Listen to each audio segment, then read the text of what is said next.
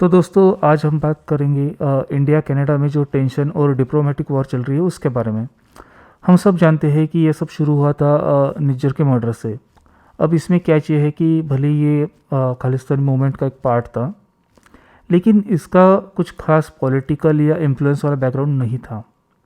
और ये मैं इसलिए कह रहा हूँ क्योंकि कनाडा में जाके रेफरेंडम करवाना कोई बहुत बड़ी बात नहीं है, और इंडिया में इन्होंने ऐसे कुछ कॉन्क्रीट एज सच किया नहीं है। बहरहाल कनेडियन गवर्नमेंट ने निज्जर के मर्डर के लिए सीधा सीधा इंडियन गवर्नमेंट को जिम्मेदार ठहराया है।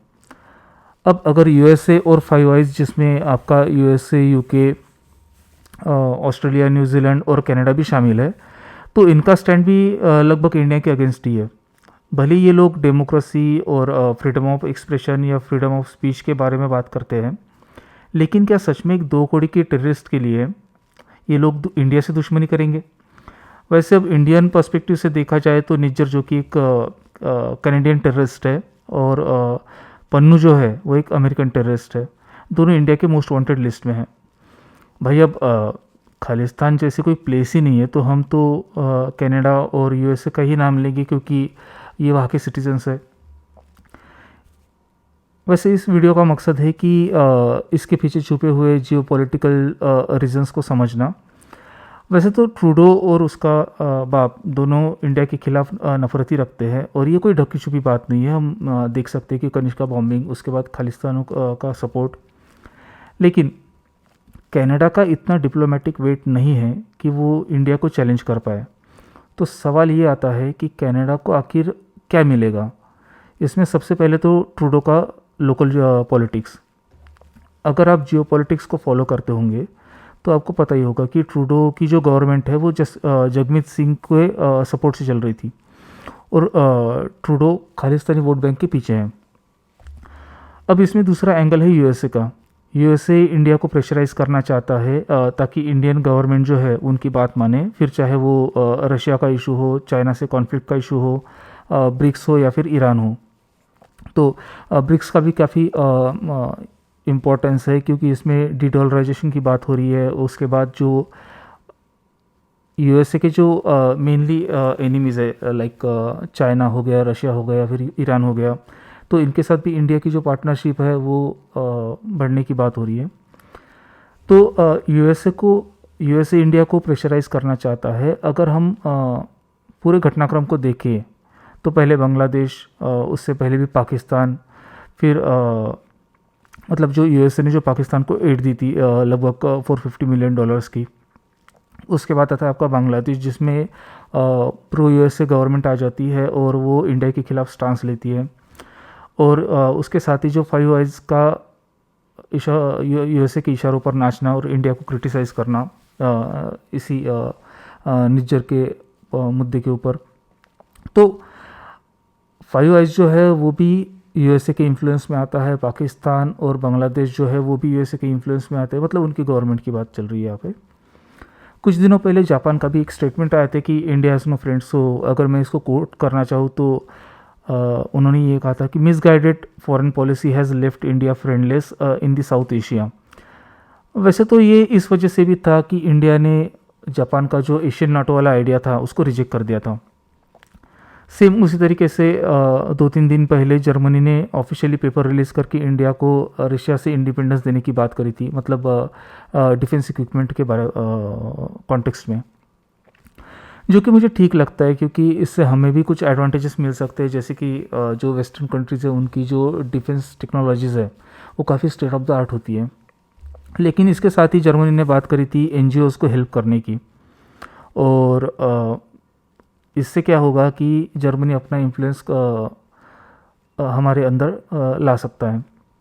और सेम उसने एक और बात भी करी थी कि जो इंडियन जुडिशरी है वो सही से काम करे, इसके ऊपर हम नज़र रखेंगे। तो ये तो जो इंडिया की जो सॉवरनिटी है उसके ऊपर सीधा सीधा अटैक है, क्योंकि जर्मनी कोई तुक नहीं बनता कि वो इंडिया के मामलों में दखल दे।